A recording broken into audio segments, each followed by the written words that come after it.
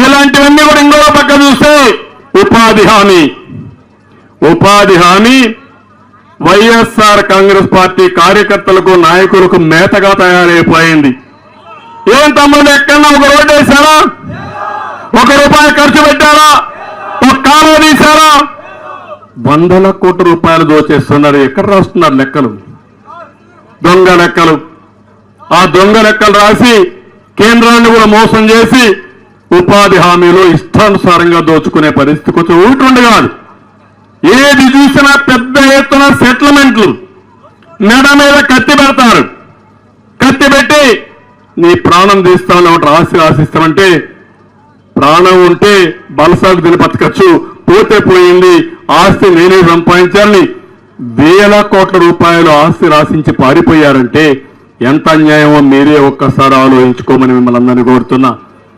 మళ్ళీ అంగన్వాడీ టీచర్లకు చెప్తున్నా, హామీ ఇస్తున్న నేను ఆ రోజు జీతాలు పెంచా, కానీ వాళ్ళు కూడా ఈరోజు గౌరవించి మనం పెంచిన దానికి గుర్తింపుగా మన పాట పెట్టుకొని వాళ్ళు బ్రహ్మాండంగా మనకు కూడా సహకరించే పరిస్థితి. సహకరించడం కాదు, మళ్ళీ ఒకటి హామీ ఇస్తున్నాం.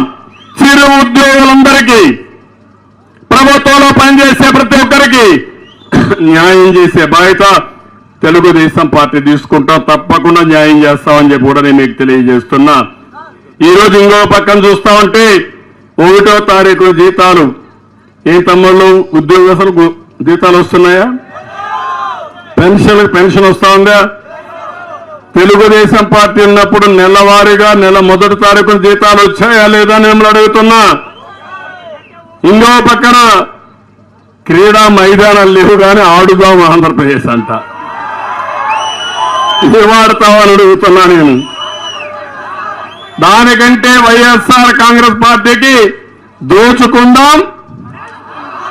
దాచుకుందాం అని పెట్టుకొని కానీ ఆటాడితే బాగుంటుంది. అదే చేస్తున్నారు మీరు. అందుకని ఇక్కడ మినీ స్టేడియం కట్టాలి, తప్పకుండా 2 కోట్లు శాంక్షన్ చేస్తాం, తప్పకుండా వస్తానే కట్టిస్తామని చెప్పి కూడా నేను మీకు తెలియజేసుకుంటున్నా. కాబట్టి ఇవన్నీ కూడా నేను మిమ్మల్ని కోరేది ఒకటి, మళ్ళీ మన కుప్పం నియోజకవర్గాన్ని దేశంలో ఒక అగ్ర నియోజకవర్గంగా చేసే బాధ్యత నాది. ఒకటే చెప్పాను, ఇప్పుడిచ్చే సంక్షేమ కార్యక్రమాల కంటే, ఇప్పుడిచ్చే మీకు వచ్చే ఆదాయం కంటే ప్రతి ఒక్క కుటుంబం లెక్కేసుకోండి, దీనికంటే ఎక్కువ ఇచ్చే బాధ్యత నాది అని మీ అందరికీ హామీ ఇస్తున్నా.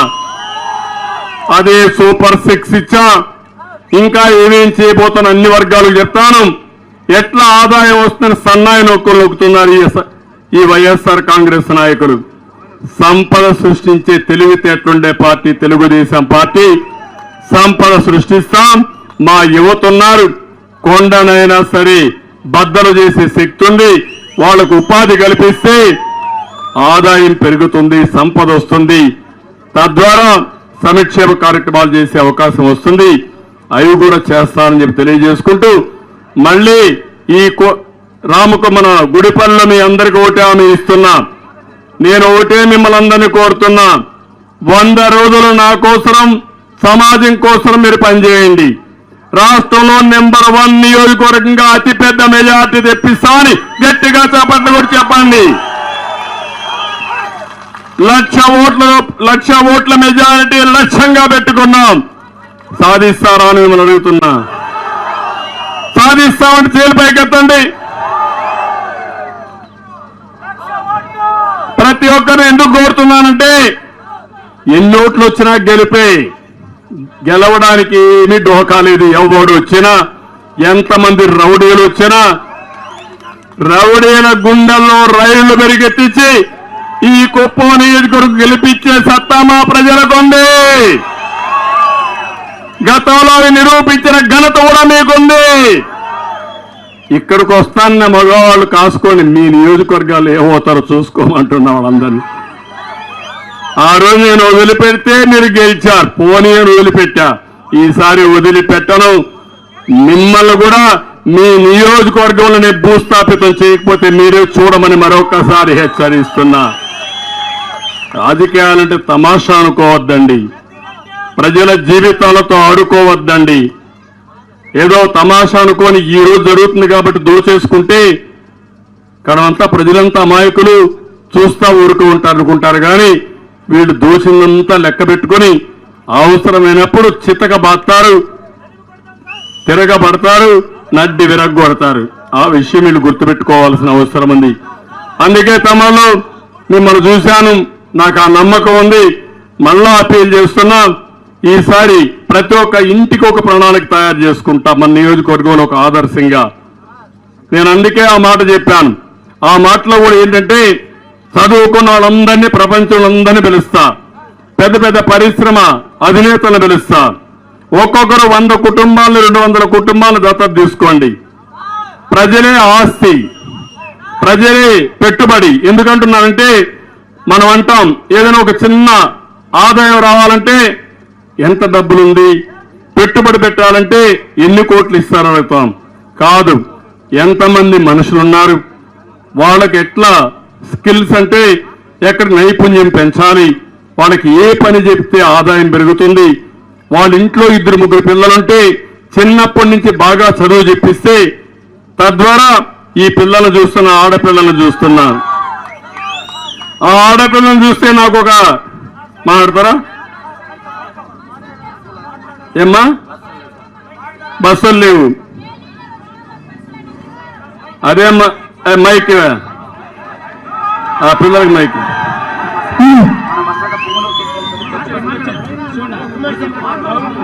చెప్పమ్మా. సార్ మాకు ఏ లీడర్ వచ్చినా కరెక్ట్ గా బస్సెస్ ఉండేది, మేము నడుచుకొని పోవాలి సార్. ఊరికంతా ఆడపిల్లలు ఎట్లా నడుచుకొని పోయి సార్. ఏ లీడర్ వచ్చినా మాకు కరెక్ట్ గా బస్సెస్ ఉండాలి, అది కావాలి సార్. అవునమ్మా, ఇప్పుడు బస్సులు ఎక్కడ పోయినా అంటావు తెలుసా నీకు? అక్కడికే నిలిపేస్తా సార్. చెప్పనే అమ్మాయి, ఎక్కడ పోయినా మన బస్సులో కోట సైడ్ తిరుపతి సైడ్ అంతా వెళ్ళిపోయింది అని చెప్తున్నారు సార్. పొంగులూరుకి వెళ్ళిపోయినాయమ్మా.